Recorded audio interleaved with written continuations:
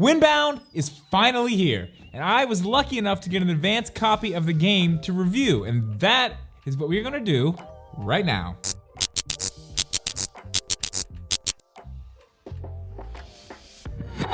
What's up, guys? Welcome back, or welcome in for the first time. If you are new here, please do me a favor, make sure you go down there and hit that red subscribe button, and let's go ahead and jump right into this. So Windbound was a game that I have been wanting to check out since I first saw it. As you can probably already tell, it's got some serious Wind Waker vibes and a little bit of Breath of the Wild in there too, but at the same time, this game is its own thing completely. Windbound is a cross between a survival game and a single player open world adventure game. So let's go ahead and start there with the open world, because that's actually one of the things I really enjoyed about this game. So without ruining anything, at the beginning of the game, some stuff happens in a shipwreck and you end up in this giant area of islands. So your main goal is to find the 3 keys to open up the portal on the main island, I guess we'll call it, that's usually located on the far end of the islands that you're exploring. And I say usually because everything is procedurally generated. So every time you play this game through, you're gonna be visiting different islands and different setups, which is really nice in a game like this because it's not extremely long, so you can replay it again and again, and you know, essentially you're playing a new game. But as I said, once you get the 3 keys, you can go to the main island and use this portal. It takes you into another part of the game, which we'll go back into later, but I wanna stay on the islands for right now. There's a lot to go over with these islands, so I wanna jump into that now. As you step off your boat for the first time and start exploring these islands,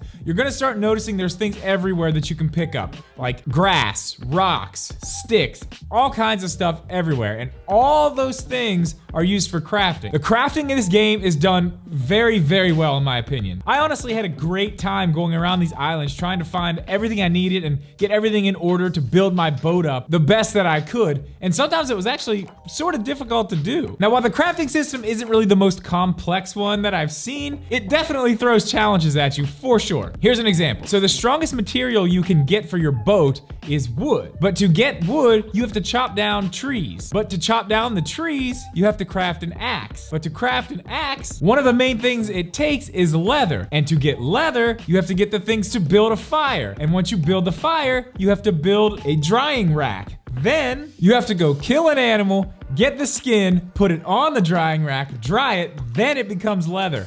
Then you can go make your axe, then you can cut down trees, then you have the wood to build your boat stronger. So yeah, there is a lot going on, but at the same time, it's very easy to understand, and if you go into the menu, it shows you pretty much everything you need to know. I am someone who has trouble with crafting systems, so if I can do it, you can definitely handle it. It really is fun. It is not so complex that it becomes a chore, especially with the length of the game. So if you do like crafting, I would say you'll probably like this crafting. So another aspect of the crafting system that goes along with that fire is you actually have to keep eating to keep yourself alive. So you have a health meter that's gonna drain when you get hit, or if you fall off something, or if you get bit. But you also have another bar that is your stamina bar, but it decreases over time the longer you don't eat. To keep that bar filled up, you actually have to eat the meat from animals, you can eat berries, there's mushrooms, there's all kinds of different stuff you can eat, but you do have to make sure that you're doing all that stuff consistently, because if you let that yellow meter get too low, it starts affecting your overall health. So it's definitely something to make sure you keep in mind as you go from island to island. You wanna have some food with you to eat as you go along, but you also have to remember that that food will go bad over time too, so you can't keep it too long. A lot of things to think about in this game. Another absolutely exceptional part of this game is the music. Honestly, to be 100% honest, it sounds like it was just ripped from a Zelda game, which in my opinion, is totally fine. Now, it's not note for note or anything like that, but some of the songs, especially the one when you're sailing, I don't know what Zelda game it's from, but I wanna say it's from Twilight Princess, but it sounds so much like a Zelda song, but I love it. All the music is really good. The main menu music, beautiful. It's all really, really well done. I love the music, love it. Now, you do a ton of sailing in this game. If you're not on these islands searching for keys or crafting materials, you're sailing. You're trying to find another island, you're trying to find the island with the towers that have the keys, or maybe just one to stop at to maybe hunt, or you know, some of them have little things on them like that'll increase your health bar. you're always gonna find different things the more and more you explore. But as far as the sailing goes, I think they really, really nailed the mechanics with this. Now, the developers did say that this is not a one-to-one sailing simulator, but they kind of adjusted everything to make it feel right. And I do have to agree with that. It does feel right. Everything about the sailing is pretty much exactly how you would expect, and it does remind me a lot of Wind Waker, which again, definitely not a bad thing. Now, as you go from island to island, you are gonna find that there are 5 different environments that you're gonna encounter. Now, each of them are gonna have their own specific challenges, whether it's the animals that are on the islands, bugs, exploding pus balls, there's all kinds of crazy stuff. But each one is gonna have its own crafting materials as well. So if you see an island that maybe has bamboo on it, and that's something you need, as you get into the game a little more, you're gonna be able to see like which ones have what, and you're gonna kind of figure out what you're gonna be able to get on each island, which simplifies it a little bit, which I think is actually nice considering there's so much that goes into the crafting system. Now, hunting presents its own set of challenges in itself. Now, depending on the weapon you're using and the style that you want to go about all this, there's a ton of different ways to take down animals. But something you definitely want to keep in mind is you always want to know what's going on behind you, on the sides of you, and you always want to keep that animal that you're hunting in your sights, because you can very quickly become the one that's being hunted if you're not careful. But I want to go ahead and jump back around to the sailing part real quick, because there's a whole nother part of this game that I haven't even talked about yet. So once you gather the 3 keys, you can usually go to the island that, like I said, is usually in the back part of the map, and you use these keys to get up to the top, and then you go into this portal, we'll say. So pretty much every time you go into one of these portals, you are going into I'll just call it a sailing challenge. Now, you're gonna encounter some rough waters out in the open world, but you are gonna encounter some insanely rough waters in here, and a lot more challenges that you're gonna have to overcome as well. As the water moves up and down, you're gonna have to dodge rocks. There are killer sharks, which are actually also out in the open world too, so make sure you watch out for those. Coral reefs, also out in the open world. Watch out. But these challenges do get more and more difficult as you progress through the game. But each time you complete one of these, they're actually gonna give you something, either some type of perk or a weapon that doesn't break. Oh yeah, I forgot to tell you, weapons also break in this. Tools break, pretty much everything wears out, everything breaks.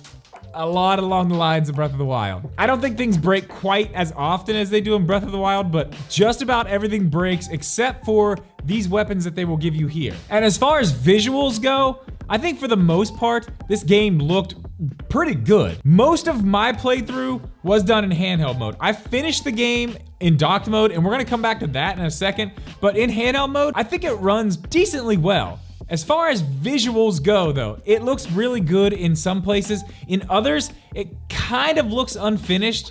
Like there was one place in particular where I really was just like, this doesn't really look that good. And there's a set of islands where the ground is red. They're kind of like a desert sort of island, but I want to say they have like red sand, but that entire red area is one solid red color. Like if you look down, you get lost. The whole screen's just red.